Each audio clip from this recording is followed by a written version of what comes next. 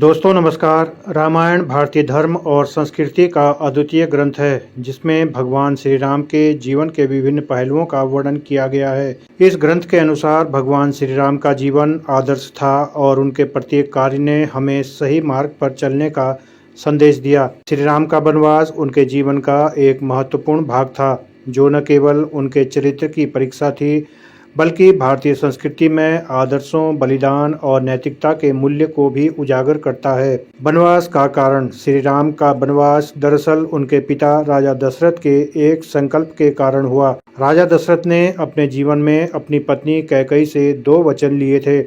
पहले वचन के अनुसार जब भी कैकेयी को कोई अभिलाषा हो तो वह राजा से अपनी इच्छा पूरी करने की मांग कर सकती थी। दूसरी बार जब राजा दशरथ ने युद्ध में विजय प्राप्त की तो कैकेयी ने अपने बेटे भरत के लिए राजा बनने की इच्छा व्यक्त की।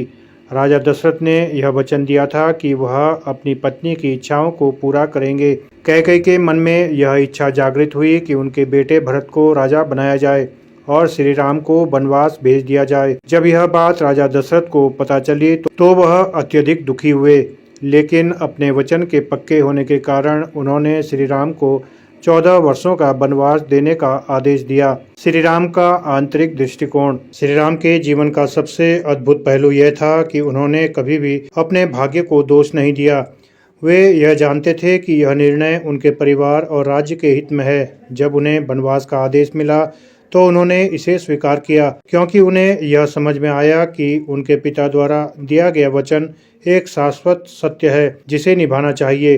उन्होंने कभी अपने पिता को दोष नहीं दिया बल्कि उन्हें सम्मान दिया और अपने कर्तव्यों को निभाने के लिए वनवास की ओर बढ़े। श्री राम का यह आंतरिक दृष्टिकोण उनके महान व्यक्तित्व का प्रतीक था। उनके इस कदम में उन्हें न केवल एक आदर्श पुत्र के रूप में प्रस्तुत किया बल्कि एक आदर्श मानव के रूप में भी उभारा।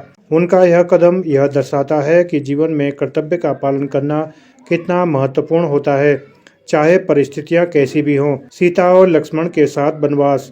श्री राम के साथ उनके भाई लक्ष्मण और पत्नी सीता ने भी वनवास स्वीकार किया। लक्ष्मण जो हमेशा अपने भाई श्री राम के साथ रहते थे, उनके साथ वनवास जाने के लिए तैयार हो गए।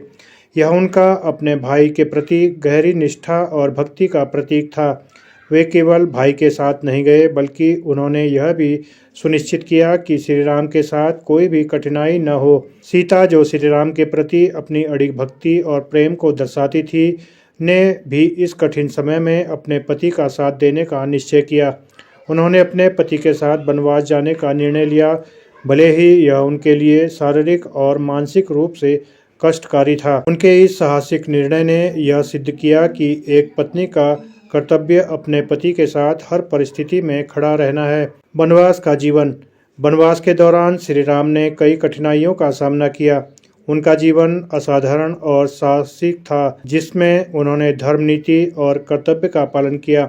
उन्होंने कभी भी अपनी जिम्मेदारियों से भागने का प्रयास नहीं किया। यह उनके जीवन का वह समय था जब उन्होंने अपनी तपस्या और साधना में समय व्यतीत किया और जंगलों में भटकते हुए भी धर्म की रक्षा की। यह समय भगवान श्री राम के जीवन में महान शिक्षाओं और घटनाओं का समय था। उनके वनवास के दौरान उन्हें कई चुनौतीपूर्ण परिस्थितियों का सामना करना पड़ा, जिनमें राक्षसों से युद्ध, सीता के अपहरण का प्रसंग और रावण से संघर्ष शामिल था। इस समय ने उनके चरित्र को और अधिक मजबूत और परिपक्व बनाया।